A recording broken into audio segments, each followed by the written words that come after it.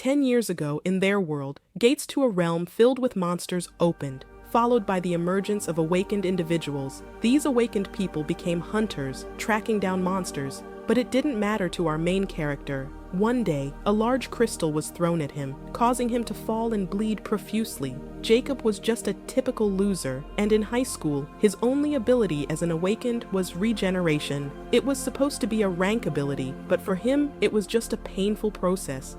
Bullies attacked him, mocked him, and took pleasure in his pain and healing. After he recovered, there was no evidence of their torment, making it difficult for teachers and the police to intervene, especially since these delinquent students of rank had special treatment from the government. The reason Jackson endured all of this was his mother. His father died when he was only 5 years old. Every time his mother asked him about school, he would smile and say it was great. To conceal his pain, he promised to become a hunter after finishing his education and decided to endure the hardships stoically. He knew that with his abilities, he could at least become a ranked hunter. His income would be modest, but he knew they could afford to live in a better place. He told his mother they should be happy. However, everything collapsed on his mother's birthday. When these bullies left his mother in critical condition, they claimed it was an accident, a chance encounter at a restaurant where she served them food, and they stared at her indecently. One of the guys asked the woman what she thought of him and boasted about awakening with the ability to create diamonds. When she stumbled and accidentally broke his phone, he angrily attacked her, claiming that his abilities manifested accidentally in anger. He was furious, crying, and biting his lip in anger. He knew it wasn't a coincidence, not the accidental use of their abilities. In rage, he tore his flesh and dropped the cake he bought for his mother. Meanwhile, elsewhere, one of the bullies asked if their actions were okay. The guy simply replied that nobody would care if she died. He put his hand on his friend's shoulder, claiming that their youth and awakened status would protect them according to the law. When his friend tried to reason with him, the guy contemptuously asked if his friend thought it was the first time he beat someone. Suddenly, someone appeared and questioned the actions of this person. Jackson approached, and a group of people asked questions about his identity. Out of anger, Jackson demanded an explanation for why this person harmed his mother, calling them bastards again. But the guy just smiled and said he did it because she was his mother and looked very young. This further angered Jackson. In rage, Jackson rushed at them but was wounded by a sharp diamond. The diamond pierced his chest, and he fell to his knees. While the guy casually remarked that he was flirting with his mother, trembling hands, Jackson grabbed the crystal and slowly pulled it out, overcoming the pain. His chest slowly healed, making him scream, tremble, and bite his lips in pain. But he succeeded. He shouted at them in anger, once again calling them bastards. The guy released multiple sharp crystals, slowly aiming them at him with his hands before releasing them, piercing Jackson through. Then he asked Jackson what he thought of himself and insulted him, calling him a loser. Despite the profuse bleeding, Jackson managed to stand and, staggering, headed towards the attackers with sharp crystals embedded in his body, tears mixed with rage. He endured the pain and rushed at them. As he approached, the guy signaled to his friend to act. He looked at Jackson before activating his power and electrocuting him, losing consciousness from the powerful shock. Jackson fell to the ground, and seeing him lying dead, the attackers walked past him, spitting disdainfully in his direction. Yet, he found the strength to reach out and grab the blue-haired guy by the leg. With an angry tone, he demanded an explanation for where he thought he was going, provoking the diamond. In retaliation, the guy encased his hand in crystal and began beating Jackson with punches, delivering several blows. He showered insults, accusing him of not protecting his mother. He even questioned what right he had to be angry. A crystal-filled punch to the mouth resulted in a bloody mess. But despite this, he continued to fiercely stare at the attacker, further fueling his fury. Then the guy called his friend and ordered him to start digging, which he did without hesitation. Jackson looked at them and started rubbing them off, but the guy just gestured at him. The redhead doubted the intentions of this blue-haired guy, but received an order to shut up. Then he activated his power. unleashing crystals that gradually surrounded Jackson. Despite his bold threats and promises of revenge, the jerk just grinned, challenging him to try if he could. In the end, they completely encased Jackson in crystals and buried him underground. Jackson tried to lift the crystal, but quickly realized it was futile. His anger poured out in a torrent of curses. He shouted, hoping someone would hear him, and pressed against the crystals, but soon realized they were made of diamonds, making them very sturdy. Suddenly, he began to lack air, gasping for breath, feeling pain all over his body, and he would alternate between consciousness and unconsciousness. His regenerative ability sustained his life, but every moment was filled with intense pain. Desperately wishing to end his suffering, he grabbed a sharp diamond and plunged it into his neck. However, his regenerative ability wouldn't even allow him that mercy. He could only recall his mother's smile while experiencing agony. Feeling utterly helpless, he thought about what his mother must have felt in her last minutes. Clenching his fists in anger, he punched the diamonds, determined to escape no matter how long it took. Time meant nothing to him, as he was convinced he would survive. With newfound resolve, he continued working to free himself, but any other manga could be read by a child. 45 years later, in the news, the anchor reported to the viewers that they were broadcasting a live meeting with renowned ranked hunters. The host noted that these 3 men were known for their generosity and often participated in volunteer work.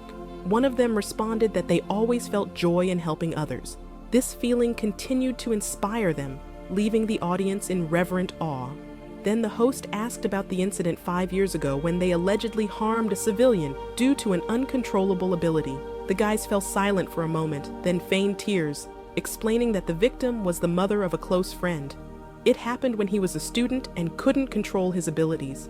Then the man admitted that he apologized to his friend, but since then, he couldn't get in touch with him. He expressed a desire to apologize again, and just as he was about to do it, the door flew straight at him. However, he managed to block it with his crystals and asked what was happening. The audience scattered with horrified screams. A massive figure entered the room, destroying the ground with each step. He looked at the 3 men, but they just calmly looked back. Then the monster lunged at them and attacked one of the men. In the past, Jackson never stopped trying to escape. He wondered if months or years had passed, and since then, his crystals remained untouched. He discovered that his regenerative ability was unique. Constant injuries induced excessive regeneration, making him stronger than before. His exoskeleton appeared when he destroyed his body and restored it inside the grave. It was a painful process: splatters, blood, torn flesh, and broken bones. Each time he healed, the pain was stronger than death. Yet, he persevered until he managed to break the crystal, later freeing himself and vowing to avenge that person. The force of the blow threw the man aside and he fell to the ground. The redhead was stunned, seeing a massive skeleton figure before him. He recalled the mocking words of that blue-haired guy, in which he called on him to seek revenge if he managed to escape. The redhead and the bald guy were shocked, but he retorted angrily, stating that he did manage to escape and called them bastards. This man managed to stand up and ordered his friend to simply kill him. Thor activated his power and again struck him with electric shock, but he managed not to fall, and, gritting his teeth, approached in anger. Then he rushed at Thor and beheaded him. This stunned the blue-haired guy and Lysenko when they saw their friend's head rolling in the air, and then Thor's body fell to the ground. Lysak immediately lifted sand from the ground and attacked him. The sand surrounded him, and the Sandman trapped him. But he just gritted his teeth, easily broke free from the sand, grabbed Lysenko by the mouth, and then tore half of his mouth, making Lysenko cover his mouth with his hand from the pain. But he immediately lunged at Lysenko and delivered a fatal blow with a bone to his face. And not noticing the person standing behind him, he turned around, leading to the blue guy punching him in the face. The memories of this encounter brought tears to Jason's eyes. Suddenly, a voice praised his actions and asked how he felt after avenging himself. In response, he asked who she was, and she introduced herself as the head of the Korean Hunter Association. He inquired about how she knew him, and she explained that she had been observing him since an incident 5 years ago that had shocked him. Despite his aggression, she claimed she could save his mother, prompting him to intentionally miss his attack. The force of his strike caused debris to scatter behind her. He He asked her to repeat what she had just said, and she confirmed her ability to awaken his mother. Skeptical of her reliability as the only healer in the world, he doubted her. However, she laughed and questioned the effectiveness of the hospital's efforts to save his mother while he was underground. After a moment of silence, he asked what she wanted. She acknowledged that hunters were too powerful and mentioned that most armed forces couldn't compare, with some being even more formidable than nuclear forces. Due to them, most islands inside the gates were destroyed, but the gates remained intact, serving as passages devoid of monsters. Nations used them to wage war using hunters, and even with an insufficient number of hunters, they couldn't prevent the invasion of Japanese hunters until he appeared. She explained that Japan's response with their own hunters would provoke a full-scale war, but the emergence of a monster wouldn't cause such complications. Returning to his memories, he rested the head of the Japanese girl on his lap and gazed at a photo of his mother. Recalling the blonde girl's words, he speculated that she would save his mother if he agreed to become their monster. Meanwhile, in Japan, a man in the official residence of the Prime Minister conversed with the Defense Minister. The minister asked if there were powerful monsters beyond the gates, and the man replied, "No." The minister inquired about powerful hunters in Korea, receiving the same negative response. This angered the minister, leading him to question why Japan's hunters had not yet taken over Korea. The prime minister angrily asked why, and in frustration, the man assured him that he would resolve the issue.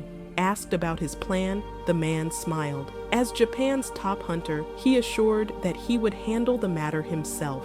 Later, he ordered his assistant to prepare his sword immediately. The assistant asked if he was going alone, to which he replied, yes. The lady mentioned that it could be perceived as rudeness since all the hunters they sent before were top-notch specialists. She inquired why he didn't go with the others, but he angrily retorted, asking if he looked like he needed help. This prompted the lady to apologize out of fear. Moments later, when Ryu entered the gates, he asked the unsuccessful men what happened, as he knew they couldn't have died from such a minor incident. Suddenly, he noticed something. He was sitting on a pile of dead hunters, and upon seeing this, he became furious and immediately attacked Jason. However, Jason blocked his sword with his hand, shattering the camera. He began his counterattack, but the camera simply evaded it. Asking how Jason dared to block his sword, he then heroically punched him in the stomach and applied his first moon skill, causing Jason to reel back, coughing blood. He used his second moon skill to attack again, forcefully pressing Jason against the wall, but the camera rushed to attack again, noting that his skeleton was very sturdy. Then he used his third moon skill, intending to strike Jason's shoulder. However, Jason managed to deliver a counterblow with his sharp hand, and just as he was about to decapitate the camera, he cut off his hand right on time. This surprised Jason, who was told that his sword could even cut through diamonds. Then he beheaded Jason with his sword. Jason collapsed on the ground without a head and arms, wondering why their hunters lost to such a creature and lamenting the unfairness of it all. Lying on the ground with his beheaded head, he recalled his father. His father was always busy with work, but was a kind and friendly person, and Jason greatly appreciated that about him. However, his father died saving him, leading to the collapse of the family business. They were left with a massive debt, and his mother's gentle hands became rough. He asked his mother if everything was okay, and she simply smiled at him with a tired smile, assuring him that everything was fine.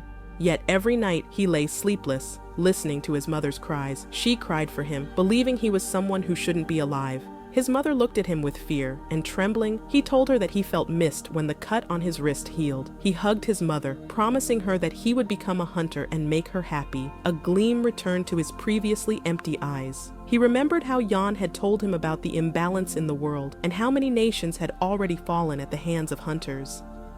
Their most formidable enemy was Japan, where she begged him to become their weapon in hunting the strongest hunters in Japan. He immediately restored his body and his severed head. He noticed he had spent too much time on it, and then the teenage hero Gara, full of determination to go to Korea as a hero, was shocked when he suddenly felt a bite on his leg, marking his reincarnation, but panicked upon realizing he had beheaded him. He bit the hero's leg strongly, making him scream in pain. Then the hero swung his sword in the form of the moon to activate his power. In anger, he directed his sword at him and called him a bastard as he retreated to the center of his lunar power, suddenly disappearing and running around Jackson like a wisp of smoke. Jackson noticed it but was helpless. Then the hero unleashed his deadly two-moon attack on the cage, slicing Jackson into small pieces. Jackson's body parts flew out of the portal, accompanied by a loud explosion. As the movie hero left due to his strength, leaving behind a crater and destroyed walls, he sighed, not expecting to be bitten. He needed to heal, but suddenly a sharp bone hit his other leg, leaving him stunned. Leaving him dazed, a hand appeared from behind, and Jackson, now fully resembling a skeleton, confidently crawled towards him. Panicking, he grabbed the camera, tightened his sword, and attacked Jackson again. Meanwhile, at the portal, the Prime Minister, the Secretary of State, and many others were waiting. A woman asked the Prime Minister if they really needed so many people, pointing to the elite hunters of the Defense Minister. Judah replied that it had been 3 days since the hacker entered the portal and he needed to check it. He explained that the Defense Minister was the #1 hunter in Japan, and suddenly, a head emerged from the portal, followed by Jackson slowly coming out. Joseph was simultaneously enraged and shocked, but Jackson quickly severed his head in another place. In the Korean Hunter Association, someone doubted her plan, reporting that he killed Johnson's son. If this news leaked, it would lead to trouble. This man warned her that sending Jackson to Japan was a risky move, but Yen just smiled. She asked him if he was curious whether Jackson could defeat the strongest hunter in Japan and the Prime Minister.